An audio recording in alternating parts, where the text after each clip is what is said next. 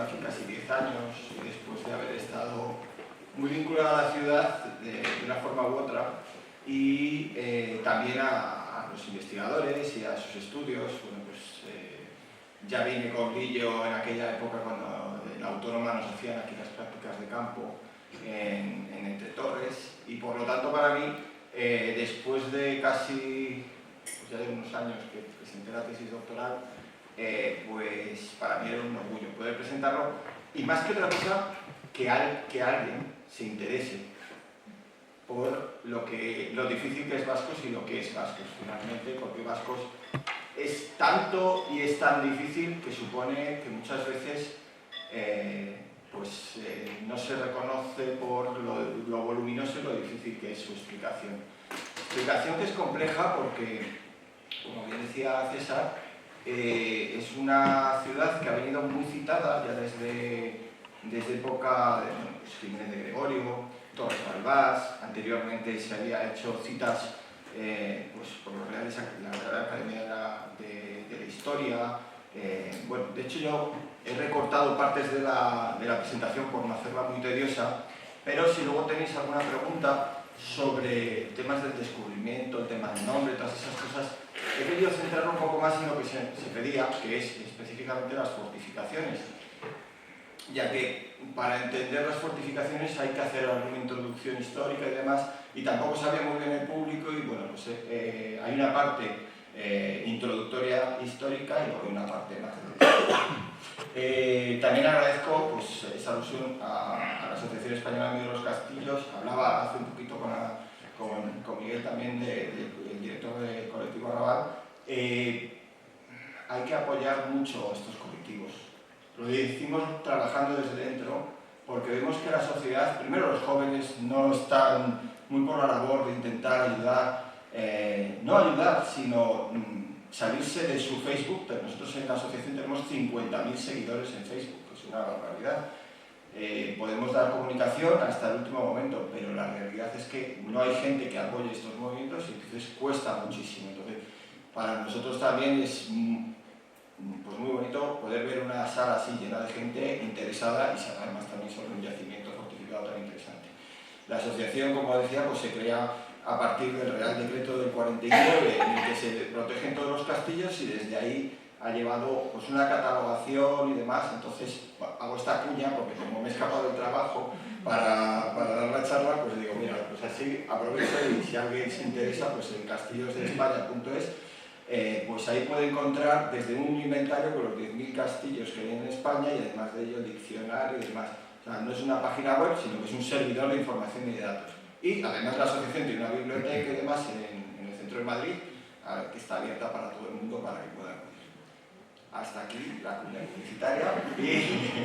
Y voy a arrancar pues, haciendo una pregunta, para que no sea esto tampoco muy cerrado a una charla, y que todos me escuchen así con los ojos abiertos sobre un yacimiento que puedo decir lo que quieran, pero lo mejor es ir y verlo con los propios ojos. Y ahí va la pregunta: ¿quién ha visitado Vascos? Pues me gusta, es casi toda la sala. ¡Qué maravilla! Hay algunos brazos que nos han levantado, y os animo fervientemente, de la forma que sea, a que cogéis un sábado y os escapéis a visitar Ciudad de Vascos, porque, repito, os podemos dar datos históricos, podemos hacer una evolución de los procesos constructivos de la muralla, de las excavaciones que hemos hecho, de los estudios que ha hecho Jorge sobre vidrios, hornos y de todo, pero lo más impresionante es que para un ciudadano del siglo XXI le sigue impresionando un yacimiento que construyeron en el siglo X. Imagínense, por favor, esa gente del siglo X que viene a comerciar y se encuentra con un conjunto fortificado de esta entidad. Bueno, pues si nos impresiona a nosotros que vemos edificios de no sé cuántas mil plantas, no sé cuántas mil, no, pero bueno, edificios muy grandes, muy altos y muy poderosos, y todavía nos estamos diciendo qué maravilla. Bueno, tanto es así que todavía se le sigue denominando, pero no sé, todavía no tenían claro en su momento, cuando declararon monumento de interés, monumento nacional en el 31, como las ruinas romanas de Vascos. Bueno, las investigaciones ya han demostrado de sobra que no tiene nada de romano, tiene elementos romanos, tiene reutilizaciones, tiene espolia, que han aparecido, pero que tienen su sentido por una transformación del espacio y una realidad con respecto al paso sobre Puente Pinos. Entonces, esto ha hecho que su transformación de una ciudad protohistórica en el Cerro de la Mesa ha ido transformando hasta que Ciudad de Vascos crece, evoluciona y se convierte en lo que fue, aunque por desgracia lo que vemos es el abandono final. Entonces, vamos a entrar, aquí esta diapositiva iba un poco en relación para ubicarnos geográficamente y territorialmente, ya que Vascos y toda la zona de la Jara Talaverana, Toledana, la Jara Cacereña, ha sido distrito judicial hasta el siglo XIX de Talavera, tenía aquí su espacio, y geográfica e históricamente está muy vinculada a Talavera. Tanto es así que, bueno, pues Talavera, su vinculación, que ahora veremos, es precisamente como un control de las vías de comunicación de paso y precisamente contra Toledo, que siempre se quedará en su idiosincrasia esa confrontación eterna con Toledo. Bueno, la ubicación, como ven, pues es el río Tajo, descendiendo desde Talavera a la Reina, y que a la altura donde se encajona en dirección hacia el embalse de Valdecañas, pues va a pasar por un auténtico tajo, va a ir saltando por diferentes espacios muy complejos de pasar y va a obligar a que todos los pasos tengan que ir por unos puntos determinados, unos vados, que han ido transformándose a lo largo de la historia, y en concreto el nuestro, el de Puente Pinos, que daba hacia el río Uso. Bien, ese Puente Pinos que Jorge Jiménez de Gregorio, Fernando Jiménez de Gregorio, perdón, nos lo mostró con ese puente que quedó bajo las aguas sepultadas, y bueno, que nos demuestra una transformación del espacio muy diferente a lo que hasta antes creíamos que nos indicaban sobre otros pasos como es la Torre de Acetán. Podemos entrar luego en polémicas y hablar de estos temas, precisamente lo digo un poco por eso, pues para que aquellos que entiendan también un poco, pues vean un poco la transición. He organizado la charla en 5 puntos principales, una introducción histórica para aquellos que a lo mejor no tienen conocimiento histórico, aunque en estas charlas pues ya he estado siguiendo a Sergio, he estado siguiendo también a Rosa y las que habéis colgado, y pues bueno, ya tienen un baño histórico, pero creo que es importante para ubicar histórica y geográficamente, con su contexto histórico.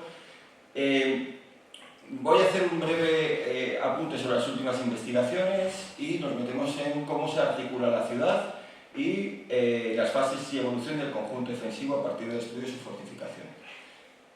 Yo, en todo momento, me voy a referir a Vascos como una ciudad y como un conjunto urbano. Lo digo porque hay autores que no están de acuerdo con que Vascos fuese una ciudad, porque no hay unos textos jurídicos que nos hablen de ciudad. Para mí es evidente que más allá de los textos jurídicos existe una estructura urbana vinculada con un centro de poder que vamos a ver, y una ciudad donde hemos encontrado un montón de viviendas que nos hablan de una transición y una evolución urbana evidenciada y clara. Pero bueno, que lo sepan que no todo el mundo, como no está claro todos los aspectos, pues bueno, pues que lo sepan. Bueno, yo aquí en la introducción voy a hablar de otro aspecto que se ha dicho de Vascos. Yo he oído hablar de Vascos que es un corral de burras. Así, lo digo, y por un autor que es especialista en el mundo andalusí. ¿Por qué? Porque son muy bajas las defensas, son muy bajas las murallas. O sea, no tienen una altura como para aguantar un asedio grande, como estamos acostumbrados a ver en las películas y demás, con grandes elementos de asedio. Y eso se debe a la eterna lucha de la lanza y la coraza. Uno cuando piensa en la Edad Media se cree que todos los castillos son iguales, desde el siglo VII hasta el siglo XV. Y evidentemente que no, existe una transformación bestial, porque es la eterna lucha de la lanza y la coraza. Y en esa lucha de la lanza y la coraza no es lo mismo que Ordoño II venga con una cabalgada hasta Évora, que llegó hasta Évora y tomó la ciudad, así nos lo dice la crónica anónima de Al-Ándalus, donde no tenían capacidad suficiente de hombres ni de armamento como para asediar una ciudad, pero sí para destrozar todo lo que se encontraban por su paso. Por ello, el sistema de atalayas, el sistema de defensas, no tenemos que verlo como un sistema de que van a asediarlo, no. Es un ataque a todo lo que no esté defendido, y todo lo que está defendido, por eso hay espacios donde entran, y es el momento en que encontramos los albacares y demás. Por lo tanto, vamos a pasar de un sistema de motas, donde, sobre todo al principio de la Edad Media, nos vamos a encontrar con madera, con elementos que jamás pensaríamos que son defensas, y a veces son, pues, como en el entorno de Minatega, encontramos una albarrada que es un talud de tierra que lo único que hace es impedir que el que va a saltar se pueda chocar, o sea, pueda acceder y desde arriba podamos defenderlo. De este sistema primitivo nos encontramos en el siglo X el desarrollo, sobre todo por poderes que son capaces de desarrollarlo, estructuras cerradas y construidas, ¿no? Como son a partir de las murallas, reutilizando, como es en el caso de Talavera, murallas romanas precedentes, o en otros casos rehaciéndolas ex novo, como pasa en Vascos. Por lo tanto, esta muralla responde a las necesidades de la lanza y la coraza de su momento. No vamos a encontrar un asedio, ni lo vamos a ver en esta cronología del siglo X. Hay que esperar al momento de las cruzadas, en el momento en el que sí que se produce un asedio, y es el momento en que todos vemos las películas y demás y vemos esos elementos como son los trabuchets, los trabucos, o ya en época de Alfonso X Sabio, como es esta ilustración de las cantigas de Alfonso X, donde vemos este trabuco, esta imagen, lanzando piedras contra una fortaleza. Ahí las fortificaciones van a evolucionar muchísimo. Aquí tenemos Calatrava la Nueva, con el Salvatierra de este lado, una excursión que recomiendo a todo el mundo para imbricarse en lo que fue realmente un episodio espectacular de la Edad Media, o la transformación ya a palacios góticos defensivos, como puede ser este castillo de Belver, pero en un momento determinado esto ya no funcionará y cambiaremos a la pirobalística, y entonces se transformarán y serán palacios fortificados, pero con elementos para defensa con pirobalística, y llegaremos hasta Coca, donde de repente desaparece la piedra y se encuentra el ladrillo como un elemento de evolución y transformación. Bueno, perdón por esta velocidad a la hora de explicar 1000 años de fortificación, pero creo que es muy importante que la Edad Media no es solamente un momento, y los yacimientos, cuando uno se acerca, no solamente responden a un momento determinado, sino que responden a las transformaciones, y lo que hay que tener muy claro es siempre la cronología en la que se desarrolla ese yacimiento, a sabiendas que los yacimientos y los lugares se ocupan, salvo por ocasiones especiales como pasa en Vascos. Bueno, vamos a centrarnos un poquito en el contexto histórico que nosotros tenemos documentado en Vascos, y lo tenemos documentado gracias a que tenemos, lo veremos, unas fechas de origen sorprendentes por la termoluminiscencia y unas fechas de abandono que se producen al final de la historia que vemos. Y es que ya saben que en el 711 se produce el avance de tropas bereberes, sobre todo, venidas desde el norte de África, que venían pues, por un nuevo movimiento. Hay que juzgar los movimientos por su contexto, no lo podemos juzgar desde nuestros días, y para ese momento en el que existía una guerra entre persas y bizantinos, y donde todas las poblaciones donde fueron avanzando este nuevo movimiento, que es el Islam, se vieron beneficiadas por un elemento que es la protección de la gente del libro. Eso es, los dhimmies. Los dhimmies son todas aquellas personas que viven en los territorios que son conquistados por el Islam y que pueden ejercer su religión a costa de pagar un tributo personal. Estos dhimmies, este tributo personal, ha permitido que todavía en Egipto existan coptos, que todavía en Siria hay armenios, que debido a la situación, ya lo dice Amin Maalouf en su crónica de las cruzadas vistas por los árabes, que se produce una transformación del Islam en dirección opuesta. Si hasta el siglo XI el Islam lo que había hecho es de esponja, absorbiendo todo el patrimonio cultural filosófico que había heredado del mundo bizantino y del mundo romano a su vez, pues a partir del siglo XI es al contrario. Los reinos cristianos por un tema económico y demás, empiezan a absorber todo esto y el Islam empieza a retroceder. Pero, repito, no juzguemos aquello que pasó, sino que valoremos cómo ha evolucionado. Y en ese momento, cuando... Y en ese momento, cuando el Islam va a entrar en la península ibérica, aquí había una situación relativamente de caos entre el poder, entre varios bandos visigodos, y lo que se aprovecha es del conde Julián, el Yiyean, de las fuentes árabes, que se aprovecha de ellos para entrar en la península ibérica. Ya lo habían hecho con los bizantinos, que habían tomado el sur de la península, por lo tanto era un movimiento normal.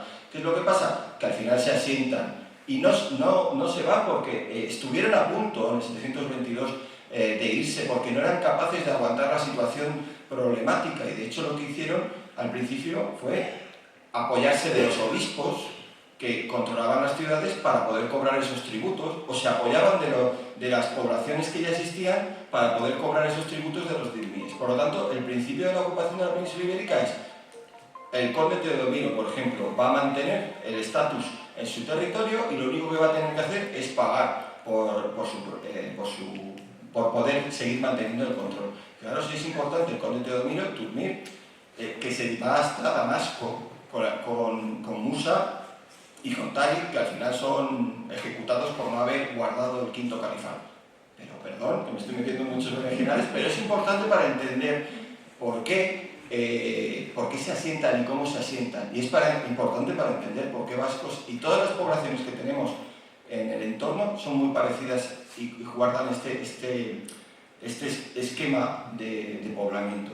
Bueno, pues finalmente se consigue, gracias a un hecho que jamás se hubiese pensado en ese momento, y es que en el 755 se levantan en Damasco y se produce la ejecución de toda la familia omeya, porque para los musulmanes, sobre todo para la corriente abasí, decían que eran unos vendidos, y valga la expresión, porque se estaban volviendo romanos. De hecho, uno va a Jirbat al-Madjar, en Jericó, ese palacio omeya donde tienen unos mosaicos que uno va al mundo romano. Y es que estos omeyas, de hecho, hay algunos autores que dicen que su pretensión era avanzar hacia Roma y hacer de nuevo el Mare Nostrum. Lo que pasa es que se chocaron contra Constantinopla y aquí chocaron en Poitiers con la imposibilidad de seguir dominando un territorio tan vasto y con las luchas internas. Bueno, los omeyas son asesinados todos, salvo uno que viene a la península ibérica, Abderramán I, y Abderramán I se asienta en la península ibérica y establece el Emirato Independiente. El Emirato Independiente va desde 755 hasta que Abderramán III consolida esta estructura y forma el califato. Esto lo cuento porque en el 722 podrían haber sido fuera. En el 740 la revuelta bereber, que tiene mucha importancia en estos terrenos, en la zona sobre todo de Extremeña y en la zona también de Talavera, que llegan a subir al norte, también hubo un momento, un conato dificilísimo de controlar por los omeyas. Por lo tanto, no creamos que la historia ya estaba escrita, no, es que y muchas veces pensamos que el Islam y Al-Ándalus es solamente un momento político, y no, es una transformación del espacio paulatina. Esa transformación pasa de un emirato dependiente de Damasco a, de repente nos hacemos independientes políticamente y formamos un reino que va a durar casi 200 años. Va a ser con la figura de Muhammad I cuando consiga asentar a esos dhimmiés y empiecen a hacerse al Islam, cuando se reestructure el espacio de toda la península. Y es cuando conozcamos lo que ha llegado hasta nosotros, la reestructuración del territorio con fundación de ciudades nuevas, como el caso de Surita, cerca de los Canes, el caso de Mallerí, y la formación de una serie de territorios establecidos por fronteras, en la frontera inferior, media y superior, los Zaga, y luego las cobras inferiores. Bueno, esa es la estructuración que establece. Tendrá tanta importancia que todavía seguimos viviendo en muchas ciudades que se crearon en este momento. Véase, de Mérida se abandona y se va a Badajoz, en Mursilla es una ciudad ex novo, creada precisamente en este momento, Madrid, y así podríamos seguir diciendo otras muchas. Sin embargo, hay otras que también se mantienen debido a que son leales. De esta fase pasamos al califato, donde se avanza, donde Abderramán III no solamente ya tiene capacidad de haber asentado, sino que forma por primera vez un califato. Esto es muy importante porque se rompe la estructura religiosa y él no lo hace por ir en contra del suní que está en Bagdad, sino que lo hace en contra del otro califa que se había elegido en... Ya paso, no me digo mucho más, perdón. Hasta la pantalla quiere que siga, pero bueno. El califato fatimí, ese chií que se funda en Egipto. Este va a ser el verdadero problema contra Abderramán III, porque van a luchar por el control de la cuenca mediterránea y sobre todo por el oro de Sijil Masa. Va a pasar entonces a controlar lo que antiguamente era la Mauritania Tingitania, que es como un paso más allá, y de hecho Abderramán III es lo que hace, dar ese salto, intentar luchar contra los fatimíes, que al final, pues bueno, van a luchar en diferentes frentes. Bueno, el califato, ¿qué es lo que pasa? Que va a tener un periodo efímero, porque va a tener mucho éxito, va a subir, pero se va a encontrar contra diferentes poderes que va a llevar a su destrucción en el 1031. En el 1031 lo que pasa es que se disgrega y lo que vemos es que surge lo que era verdaderamente la administración territorial del califato, y es que eran una serie de poderes territoriales que en nuestro caso en Toledo está vinculada a la taifa de Toledo, en el caso de Badajoz y en el caso de Zaragoza. Esos poderes gubernamentales eran poderes fácticos importantes vinculados a familias de antiguo, ¿verdad? Los de Ibnú, que vienen de Cuenca, y otros tantos. Entonces se establece un control por unos reinos de taifas muy importantes, que entre ellos sobre todo Toledo y Sevilla serán los que más luchen, sobre todo cuando incluso Toledo conquiste Córdoba y quiera emular lo que es el califato. Es en ese momento donde vamos a encontrar en Toledo las grandes transformaciones del Alcázar, vamos a ver los palacios de Galiana, aquí en Vascos también vamos a ver unas transformaciones, y de hecho es en este momento cuando tenemos los únicos dos epígrafes que queremos vincular a la taifa, porque hay un momento que incluso los toledanos piden ayuda a la taifa de Badajoz y conquistan Toledo. Este va a ser uno de los motivos por los que Al-Qadir, el hijo de Al-Mamun, pida ayuda a Alfonso VI y finalmente Alfonso VI conquiste Toledo, no por la fuerza, sino por pactos. Muy interesante este proceso, que nos llevaría a dar una conferencia específica de eso, pero este proceso va a llevar a que, si en 1085 se toma Toledo, al año siguiente llegan los almorávides a Badajoz y se produce una de las batallas más importantes de este momento, que es la batalla de Sagrajas, y en Sagrajas se va a producir una frontera. Fijaros en este mapa, donde está marcada una frontera que va a ser una frontera que va a durar todavía 200 años hasta que consiga avanzar. De hecho, la zona de Extremadura no será hasta Fernando III el Santo, faltan 200 años hasta que se conquiste. ¿Y qué es lo que se va a producir? Se va a producir una frontera. Una frontera, y esta es la clave del abandono de Vascos, una frontera donde el reino almorávide y luego almohade va a controlar toda la zona de Extremadura, mientras que este lado, el puntal, va a ser Talavera, y junto a Talavera, las ciudades que no se puedan controlar se irán abandonando, y entre ellas Vascos. Y ahí tenemos su última ocupación, que veremos si me da tiempo hoy o mañana, porque no sé a este ritmo si se acabó. Pero intentaré ir un poquito más rápido.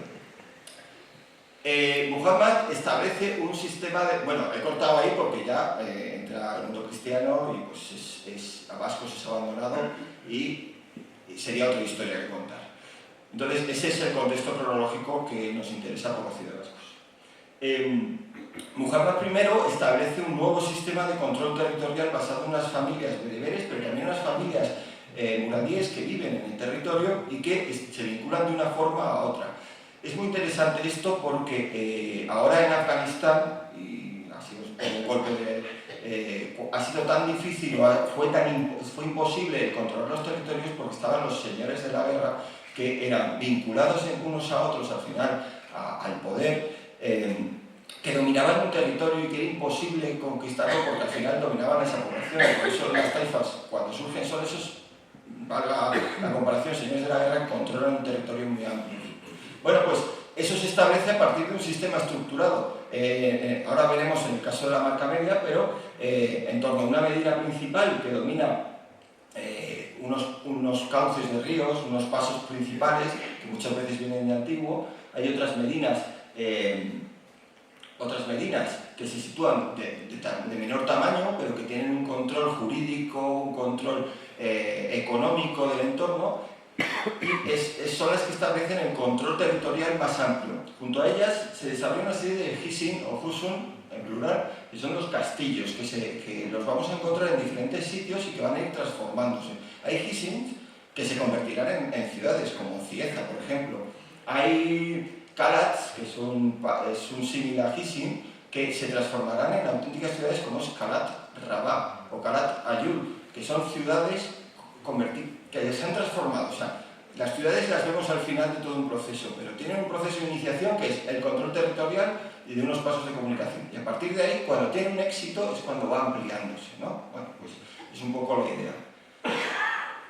Junto a esos Hissin, alrededor lo que vamos a encontrar son una serie de alquerías, y todo este espacio, las alquerías son de las antiguas vilas, pues el control agropecuario de ese entorno, de personas y también de animales y de económico, y junto a este croquis esquemático que no reproduce ningún territorio específico, pues el último espacio que son las wurts. Los wurts, las atalayas, que lo que sirven es, y se ve muy bien en el territorio aquí en Talavera, para conectar visualmente cuando hay algún problema de alguna algarada o alguna entrada, como se produce en varios casos aquí en la zona de Talavera y especialmente con Orgoño II.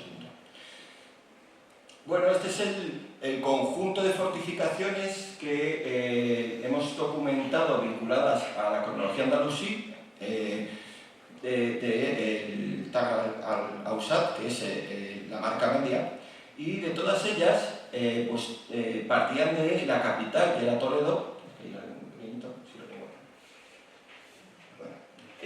Toledo, y de Toledo, como os digo, una de las estructuras que hace el poder en época de Muhammad I es construir una serie de fortificaciones dominando el Tajo, que los ríos son las vías de comunicación principal, y desde ellas controlar el camino que va de Córdoba a Toledo, con esa ciudad Calat, que se convierte en Calatrava la Vieja, con Talavera, que nos lo dicen las fuentes una y mil veces. De hecho, les recomiendo el libro de Creo sobre la taifa de Toledo, el reino de Toledo, las fuentes omeyas en época del siglo XI en Toledo. Les recomiendo porque ahí van a entender muy bien esa auténtica confrontación histórica que ha tenido siempre Talavera y Toledo, que nace precisamente de que Talavera se le vincula para controlar a los levantiscos toledanos, y desde aquí se lanzarán varios ataques, y bueno, pues hay mucha información en ese aspecto.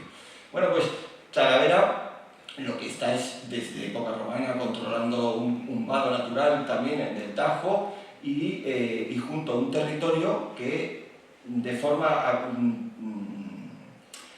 histórica es intrínseco, y es en este caso toda la zona que venía comunicando del descenso del río Tajo, y este espacio triangular que surge, que aquí se me ha cortado, en la Sierra de Guadalupe, y que forma un auténtico distrito específico. De hecho, las fuentes nos hablan, en 1975, tanto Yacoub como en Cali, de que Talavera se divide entre varios distritos, y uno de los distritos es el que se vincula a Basac, y de ahí esa vinculación que tiene ya desde época andalusí este territorio a Talavera.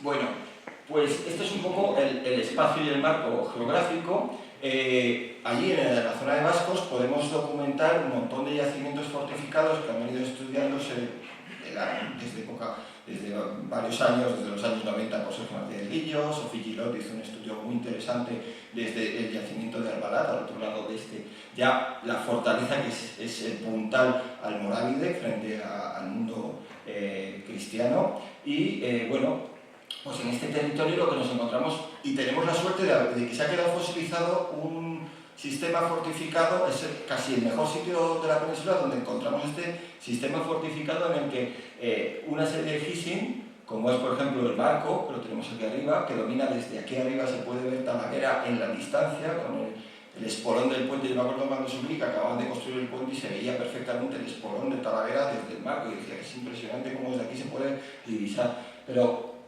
esto no es más que una de las fortificaciones que dominan por un lado la sierra y por el otro lado los cruces del río. Dos Hissin más, que es Espejel y en este caso Castros. con una evolución histórica interesantísima. Luego intentaremos hacer algo de alusión.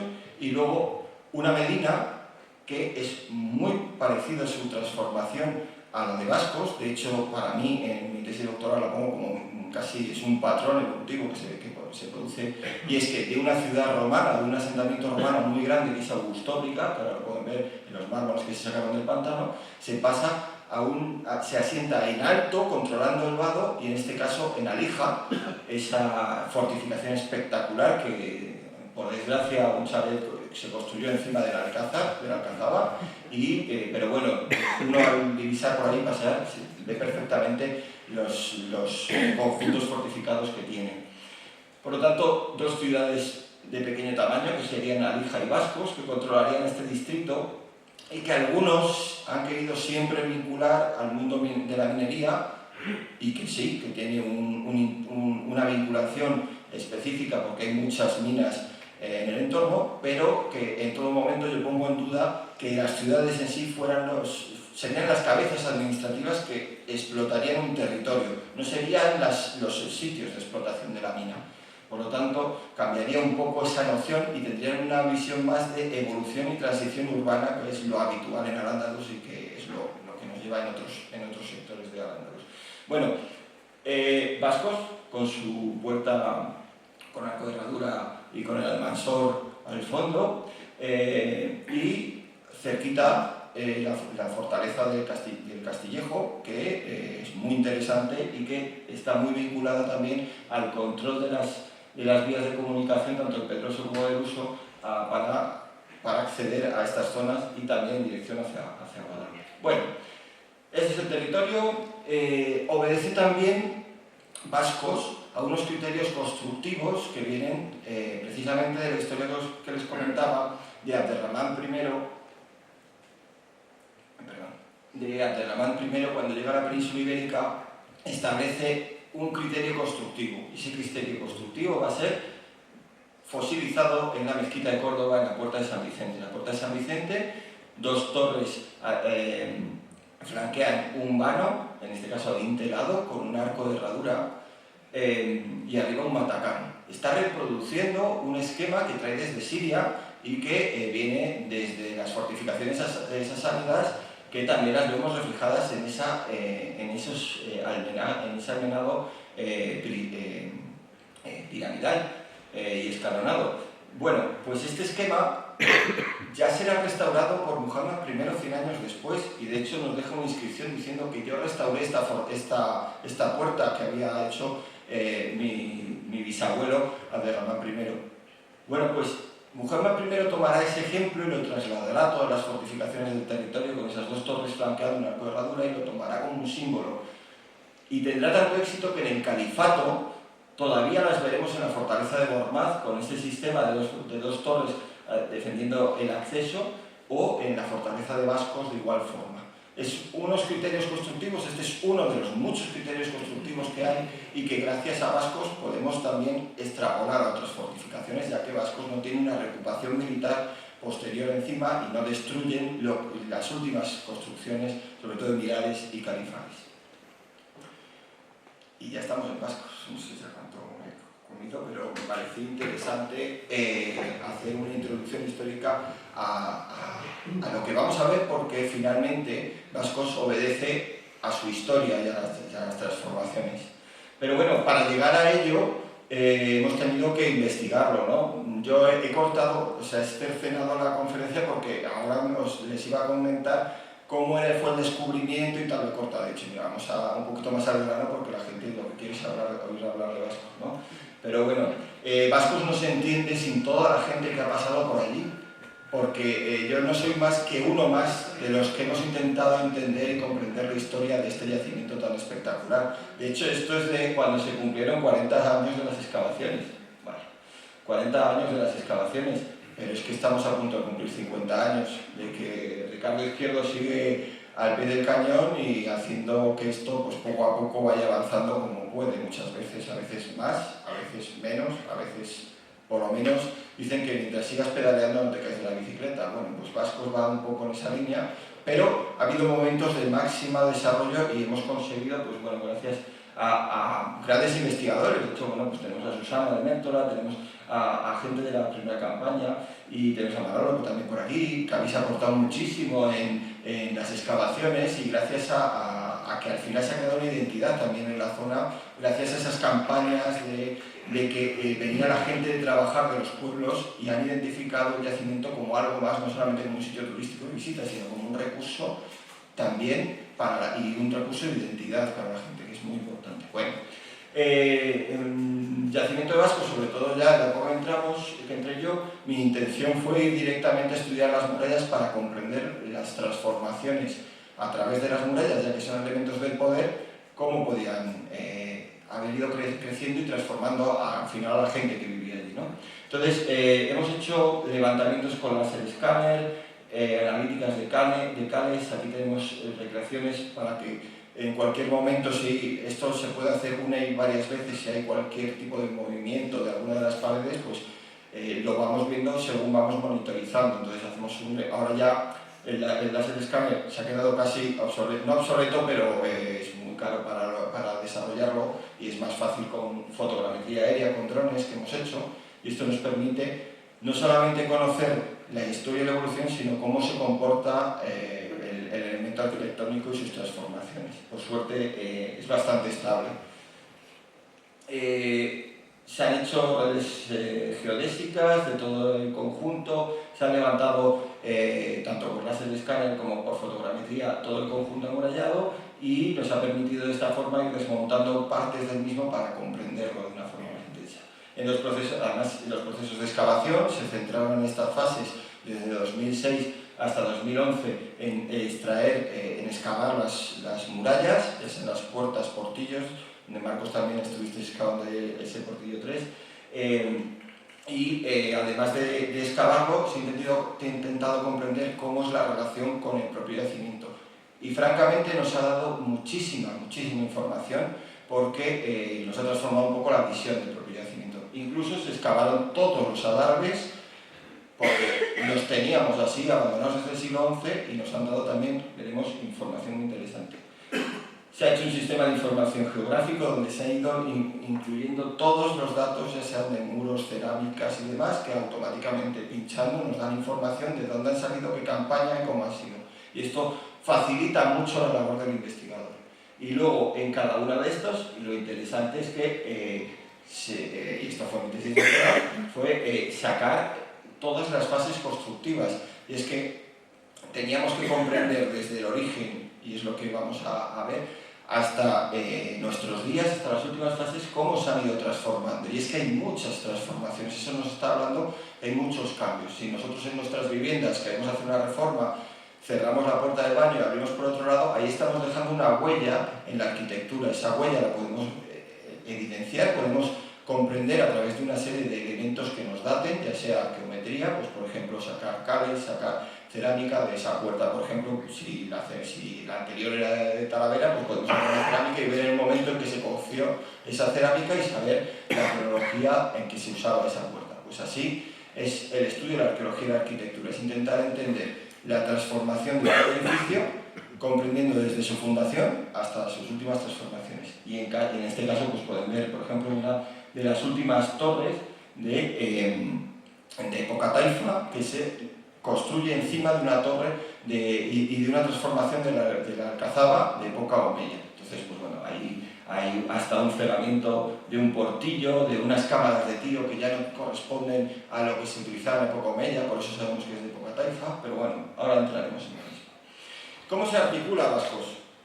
Pues Vascos, y ahora sí me centro solamente en la parte de fortificaciones, se articula como todos los centros de poder administrativos en época omeya y sobre todo los urbanísticos, se articula en torno a un centro de poder, una alcazaba, donde se hace el control económico-militar de todo el territorio.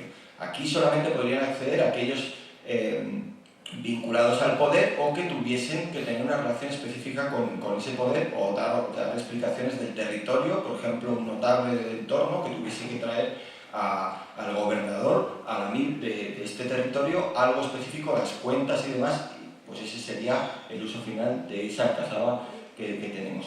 Junto a ella tenemos toda la muralla que cierra ese espacio, unas 6 hectáreas, y al exterior tenemos, como bien saben, lo que son los cementerios y los arrabales en esta zona.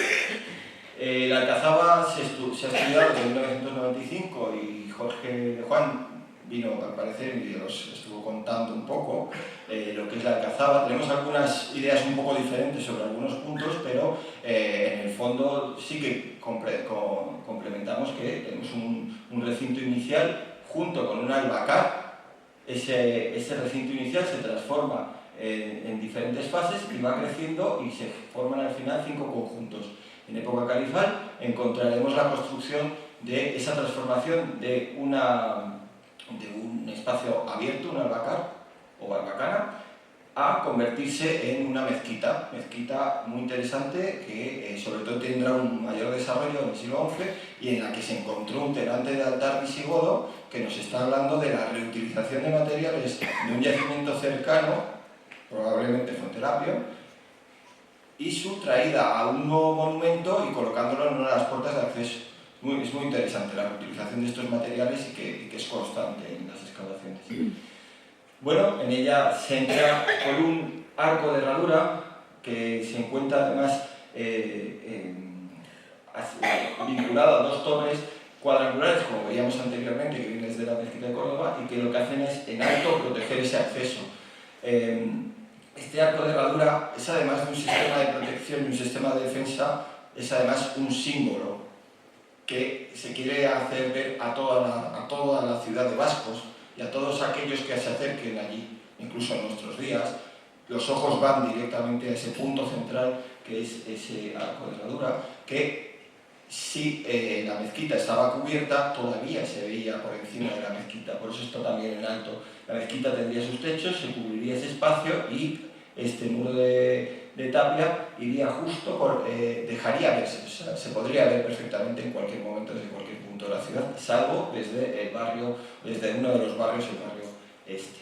La muralla, pues en la muralla se avanzó muchísimo porque es que nos faltaban hasta portillos y nos sigue faltando información, sobre todo del cierre de esta zona en la que se han perdido y se han caído restos de muros, porque hay que decir que si comentaba que Bascos responde a las necesidades defensivas de su momento es porque por esta zona no van a asediarlo. Evidentemente tendría que tener algún tipo de muro y cierre, pero no lo hemos encontrado. Sí hemos encontrado una especie de puerta, pero realmente los restos son nimios, son realmente de este tamaño, o sea, no tienen más de 20 centímetros, 30 centímetros.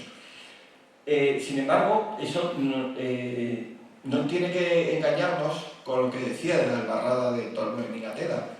Es imposible. Si uno llega desde abajo y se encuentra un muro, si estaba levantado en tierra, que seguramente se caería, el que viene atacando desde la parte inferior, si conoce alguno esta parte, lo que se va a encontrar es una dificultad enorme, sobre todo solamente de subir entre bolos graníticos y demás, y al llegar al punto es que es facilísimo hacer blanco sobre el mismo. Entonces, de estar cerrado, pues bueno, estaría cerrado con un muro pequeño. ¿Cómo nos pasa en el arranque de esta parte de aquí? Donde uno piensa una muralla de 3 metros, de 4 metros, bueno, pues hay tramos de la muralla que son 80 centímetros. Esto es un muro, parece de cualquier cosa, y realmente lo único que es el cierre de parte de la muralla, porque allí entiende que no va a producirse ningún tipo de ataque. Donde sí que tenemos un muro en condiciones es en todo el resto. Bueno, pues del mismo, de la muralla, que cierra las 6 hectáreas, lo que nos encontramos son un total de 7 portillos y además de los 7 portillos, 2 accesos principales, la puerta oeste y la puerta sur, que permiten el paso. La puerta oeste más monumental, pero sin embargo la puerta sur también es monumental, incluso mantiene parte de restos de un arco inscrito en la propia piedra. Bueno, el estudio de las torres, cada una de las torres nos llevó a plantear si la torre enjarja con el muro, y si no enjarjase es que es una fase diferente. Entonces lo que queríamos llegar a ver es si todas estas fases, como se decía, porque hasta estos estudios se decía que si Bascos estaba hecho de una sola vez o si eran varias fases, y si era solamente una vez, porque había una serie de cremalleras constructivas muy raras. Entonces teníamos que desmontar piedra a piedra, por así decirlo, y estudiarlo, ¿no? Entonces hicimos todo este estudio también de torres, llegando a las 30 torres. Fíjense que aquí de nuevo desaparecen las torres, no tenemos en esa parte. Y además otra serie de medios que nos pudiesen dar tipología para comprender la muralla, y para ello estudiamos también las atarjeas, que son aliviaderos naturales que permiten la salida del agua en sitios donde hay hay una caída importante, y obliga a que esto no sea un dique de contención, sino lo que permita es la salida del agua, ¿no? Aquí tendríamos 5 atarjeas, en la muralla hasta 9 atarjeas y en la Alcazaba hasta 5 atarjeas. Su estudio, su tipología y demás, ya que la ciudad es única y ya que no hay una ocupación y una, permítanme, contaminación cristiana, por así decirlo, que sí que la hay, una pequeña en la Alcazaba, nos permite comprender cómo eran realmente en Al-Ándalus tanto las puertas, torres, murallas, adarves, atarjeas. La singularidad del yacimiento hace que otros yacimientos que sean reocupados tengan un referente en vascos, ya que es, por así decirlo, el único que ha pervivido casi en su totalidad y de una forma singular. Por ejemplo, en las almenas y en los adarves. Es el único que podemos decir cómo es una almena en época omeya o cómo es un adarve, ¿no? Bueno, además la ciudad, ya saben que tiene varios barrios que se han ido excavando, un barrio de la Vaguada, no voy a entrar en esto, pero simplemente para cuando vayan para allá pues conozcan este complejo barrio con una especie de zoco, un barrio central, vinculado incluso a un horno que creemos que es de pan, un barrio vinculado a los portillos y estos diferentes portillos que hemos estado excavando, la Puerta Sur, que es donde se han desarrollado las últimas excavaciones y donde hemos documentado la puerta, un camino y un barrio reestructurado varias fases, incluso muy interesante, no me voy a meter en el tema, y los arrabales y los cementerios, ¿no?, que comentábamos. Bueno, y las investigaciones que hemos desarrollado, pues nos permiten hacer una evolución del conjunto defensivo. No es un conjunto único, no es un conjunto, como decía antes, Al-Ándalus, no es solamente un momento histórico, y Vascos nos ha demostrado al estudio de sus murallas, que las transformaciones históricas nos llevan a un emplazamiento y a un crecimiento debido a un éxito del poblamiento. Quiere decir que cuando llegaron la primera vez los bereberes a sentarse aquí, no pensaban que aquí se fuera a formar una ciudad en el futuro, ya que pasaron 200 y pico años hasta que finalmente eso cogió toda la entidad como la conocemos ahora. Y nosotros, cuando nos acercamos a Vascos, nos acercamos a una ciudad que ya ha sido abandonada y que ha sido la última fase de la misma. Por lo tanto, hay que llegar a ver todas las fases, nos va a permitir comprender la realidad histórica del espacio. Bueno, aquí tenemos una imagen fenomenal, aérea, en la que nos mostraba lo que era ese espacio de la Alcazaba. Y es que en ese espacio de la Alcazaba se encuentra embutida y escondida una fortaleza previa, una fortaleza de cuyos muros se veía perfectamente, bueno, una vez excavado y una vez analizado, se veía perfectamente una línea embutida con respecto a otra fortificación posterior. Una línea que hacía una forma circular, que lo tienen en esta torre de aquí, un torreón circular y una continuidad que será luego embutida y que vemos detrás del paramento. No sé si ven que tenemos un paramento aquí de sillería y otro paramento al interior de mampostería muy bien colocada. Eso no sería un núcleo jamás, un núcleo no veríamos una cara perfecta porque los núcleos normalmente pues, son irregulares y tienen cargas. Bueno, pues ahí teníamos un talud, aquí para esto sirven las nuevas tecnologías para hacer un corte de la estructura fortificada y fíjense cómo tiene ese talud, esa forma de talud, y luego este ensanche en la parte inferior que es de otra época. Vale, pues este talud nos está hablando de esta muralla primitiva, una muralla anterior que Jorge de Juan ya la vio hace tiempo, excavó en una zona y decía que esto era calcolítico, que era bronce. De hecho, en el entorno se han localizado yacimientos que puedan ser del bronce y demás, y de hecho en Vascos, en la Alcazaba, se han encontrado cerámicas de la edad del bronce. Incluso él fechó esta parte, estos restos en cronología del bronce, como utilizando una fortificación anterior, debido a que encontró cerámica dentro. Bueno, yo mirándolo por dentro, pues tuve la suerte, no lo he traído, de encontrar una teja. Y una teja en la época del bronce, para cualquiera que excave y sabe que es imposible, porque las tejas empiezan con el mundo romano y previamente pues no tenemos una cubrición de techos de esa forma. Entonces, metido dentro del núcleo de este paramento, la saqué, la mandamos al laboratorio de la Autónoma y nos dio esta datación tan interesante que nos lleva al mundo tardo antiguo o que nos lleva a época mirar. Aquí ya podemos entrar en debates. Si eran fortificaciones tardo antiguas de gente que vivía allí y se asentaba o eran bereberes. En mi opinión, son fortificaciones que se hacen, o sea, hay de todo tipo y no todas son iguales. Y puede ser incluso un pequeño poblado que existiera allí y fuese reutilizado. ¿Por qué no? Realmente nos encontramos al final de la tardía antigüedad con que las poblaciones se suben a los altos, hacen unas fortalezas que recuerdan más al bronce que a la Edad Media y se hacen muros de talud y hacen una serie de elementos muy, por así decirlo, de andar por casa, bueno, muy poco artesanales pero muy funcionales como son estas fortalezas. Bueno, pues para mí esto tiene que ver con una reutilización de un antiguo un pequeño castra, un pequeño fortificación tardo antigua, probablemente de esa cronología. Hay que decir que estamos fechando también la teja. Entonces, la teja es cuando se cuece y además es una teja fracturada.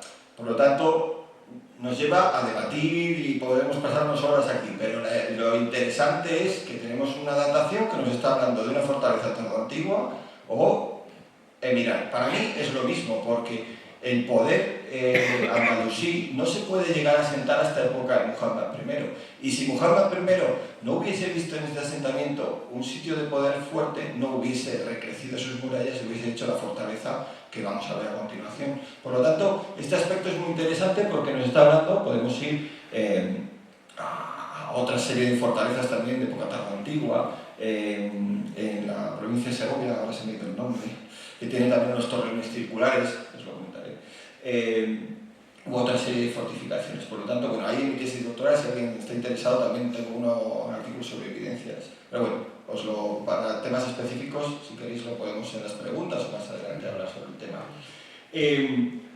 Bueno, sobre esa fortaleza,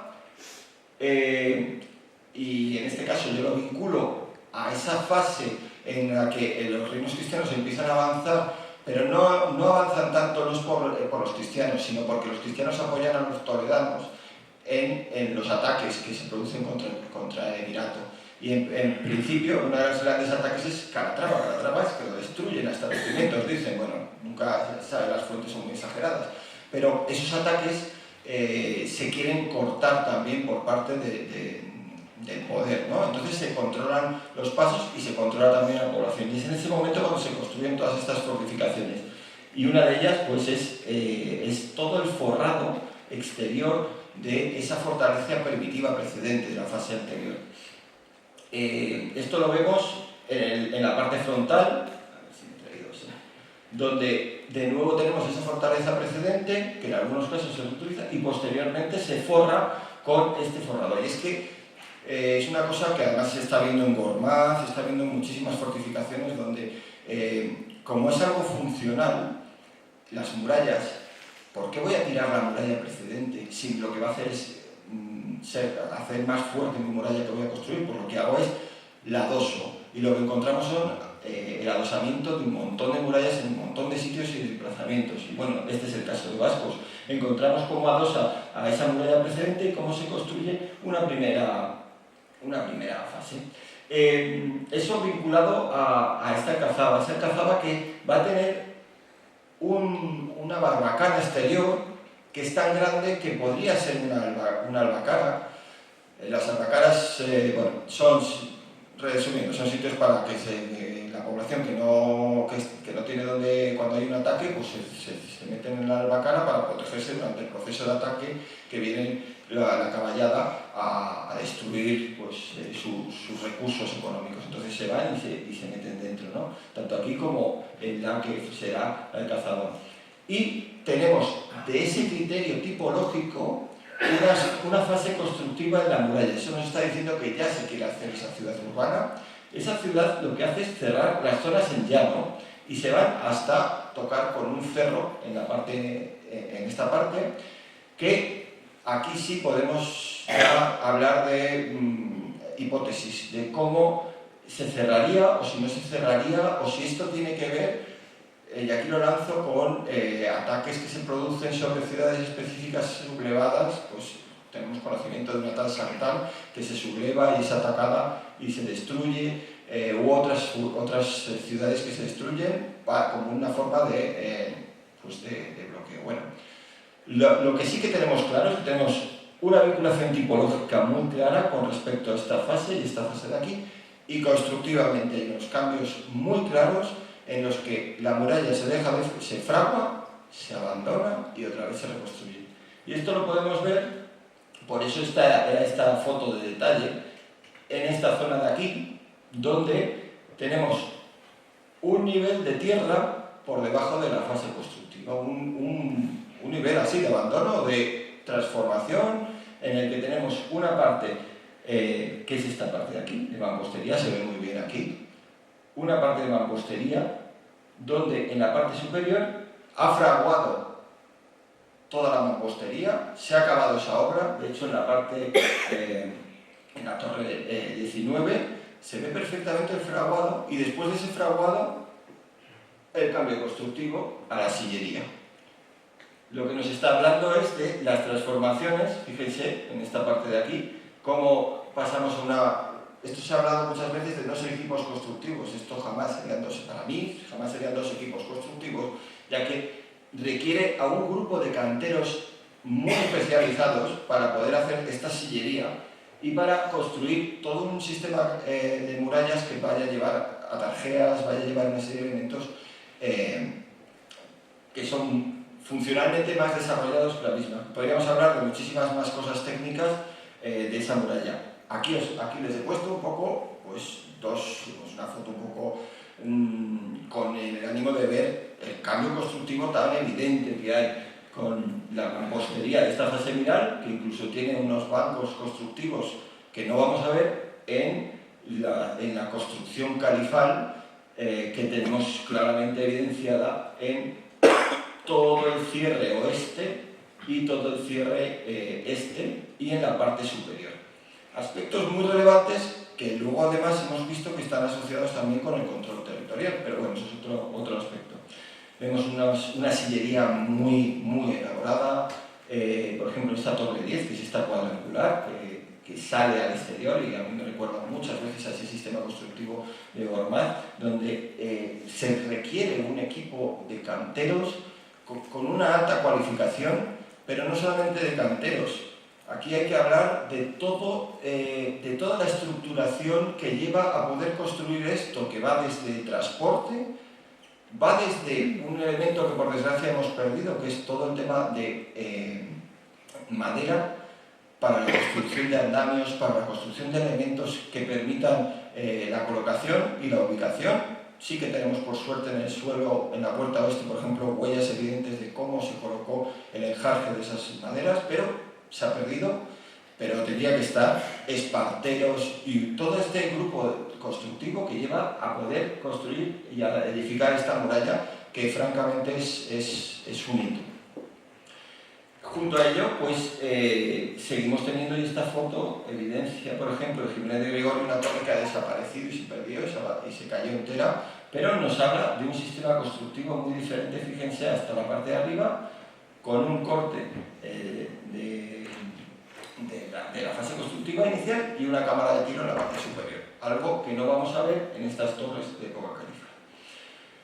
Bueno, aquí está la extracción que hice específicamente de una teja. Para hacer la teja tuvimos que abrir parte de la llaga para poder sacar una teja entera. Y esto es muy importante porque muchas veces cuando sacan las muestras nos dicen, no, esto es una datación. Bueno, es bueno saber de dónde sale específicamente, ver cómo es la muestra y demás, ya que esto nos lleva a debatir mucho. Y mi tesis doctoral con Luis Caballero y con Juan Zozaya, pues fue un enzarce que, vamos, si lo llevo a saber, no hubiese metido estos berenjenales. Pero bueno, la teja nos dio una termoluminiscencia en el que se produce, ya saben que las rotaciones nos las dan con una campana de Gauss, y en la campana de Gauss, donde el punto de más proximidad al momento en el que cristaliza la arcilla para convertirse dura, para poder fraguarse, poder utilizarse, pues parece ser que es 988.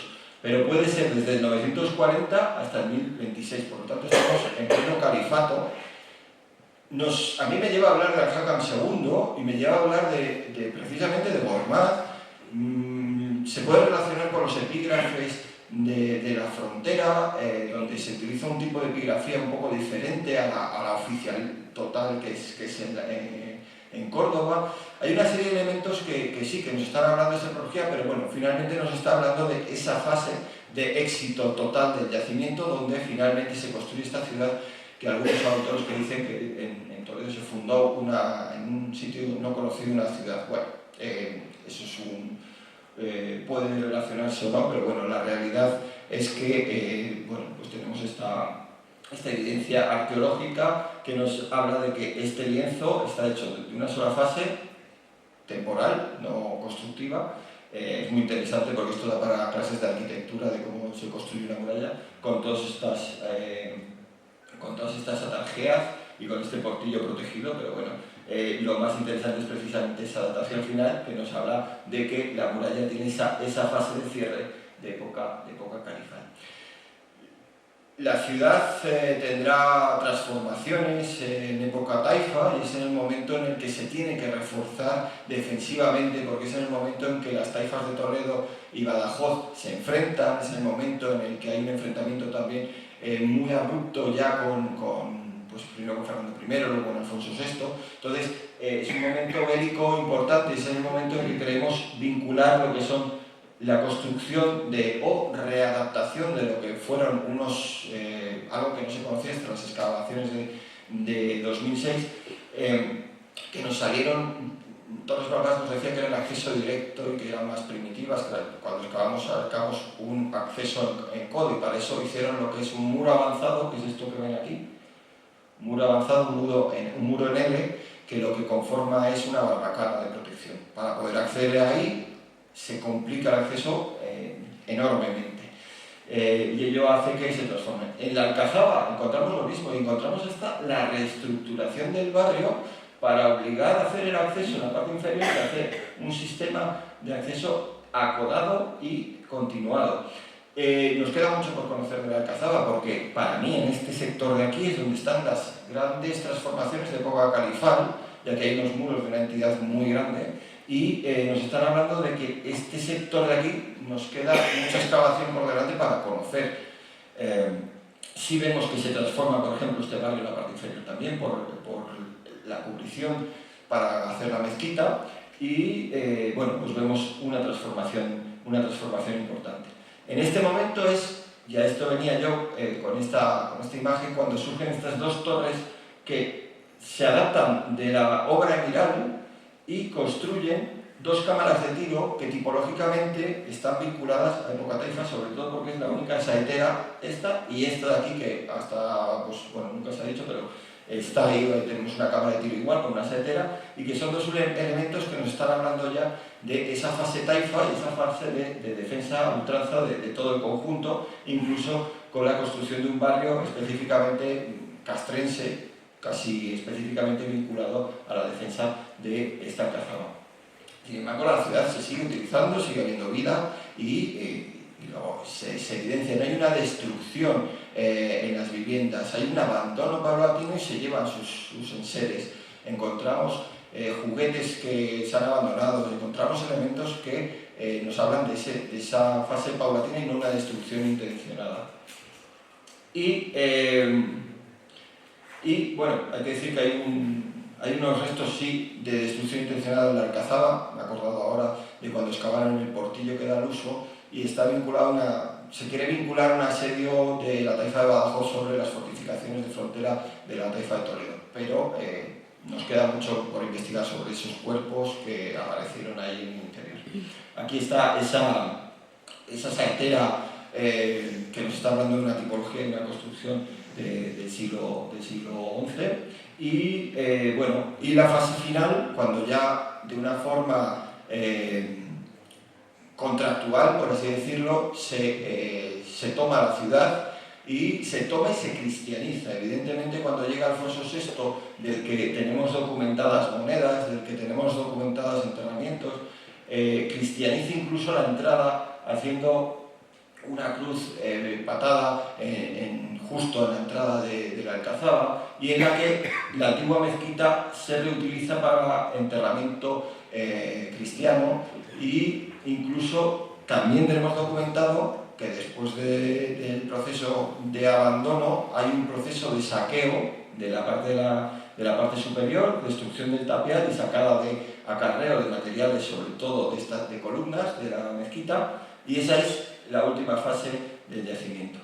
Bueno, es la última fase constructiva-destructiva, porque hay una fase también que hemos documentado en las murallas y que nos ha sorprendido, y ha sido la destrucción intencionada de puntos determinados.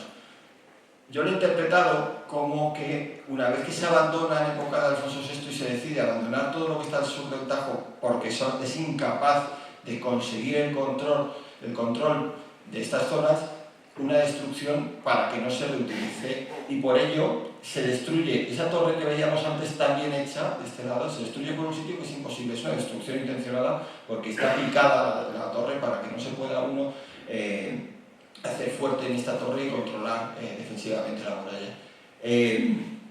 Se extrae, se pican y se sacan.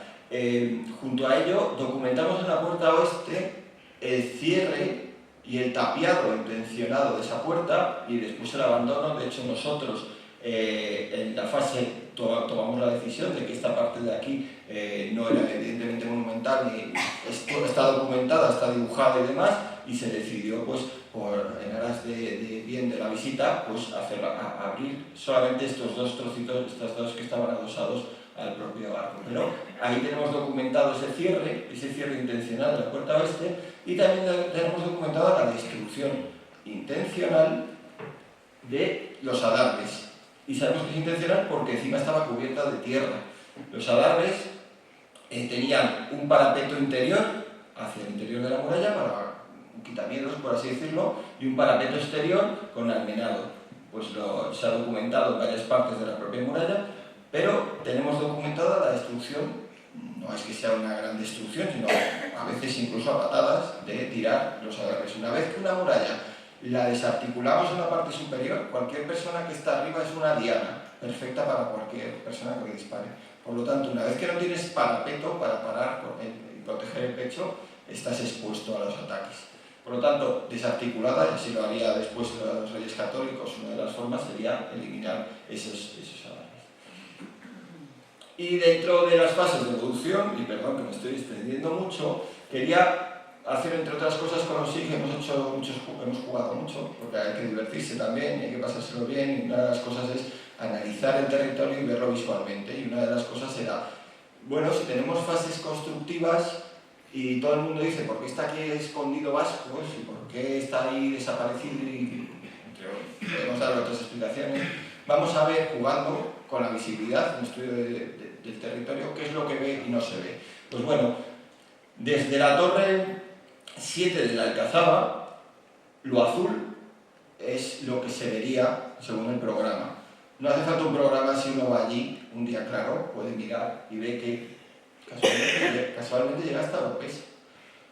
No controla directamente el vado, quizás es que no le interesaba controlar el vado, lo que le interesaba controlar era un territorio cercano y una población tardo-antigua que estaba vinculada allí, porque a lo mejor la fase inicial, esa que hemos visto, su misión era cobrar los tributos a los drigmíes cercanos.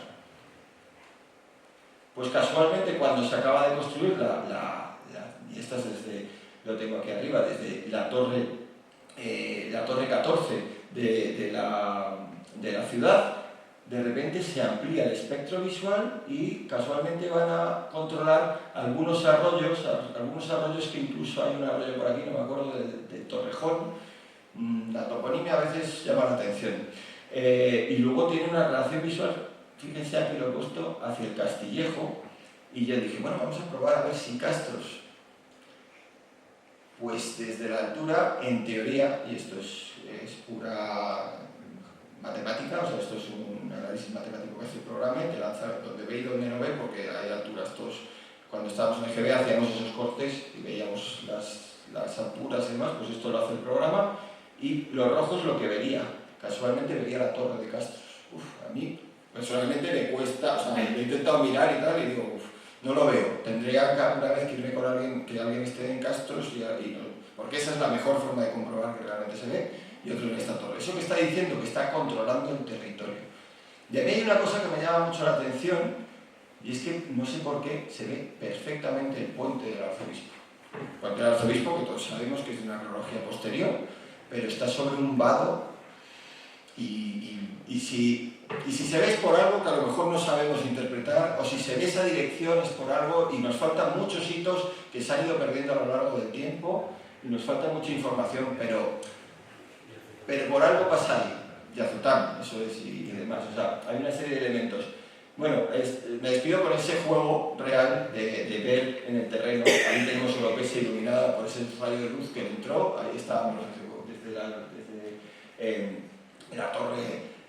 la torre de Poca Califat, también se vería desde la parte inferior, desde la Alcazaba, y se ve perfectamente ese espectáculo natural, porque al final lo importante también es disfrutarlo, ir a verlo y conocerlo, aparte de todo el rollo que les he soltado de la evolución, de las notificaciones, porque al final lo interesante es intentar comprender las transformaciones que ha tenido este paisaje a lo largo de la historia. Y muchas gracias por su atención.